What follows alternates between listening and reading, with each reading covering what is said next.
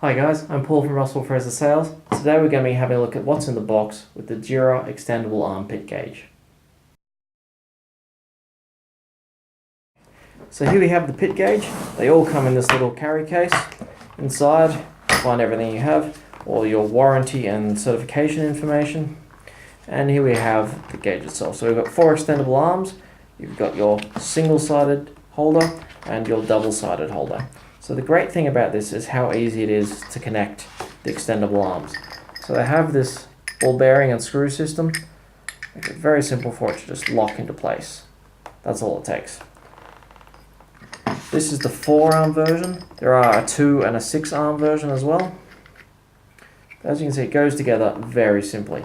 Now if you're going up to the edge of a world or something and you want to approach it from just one side, it is very simple to swap it over under the single pit gauge mode, screw it into place, and then once again the arms just screw in. And then as usual, inches and millimeters, zeroing of the probe and the on-off button. Very simple to use. All of this is available from Fraser Sales. If you have any questions, please feel free to call us.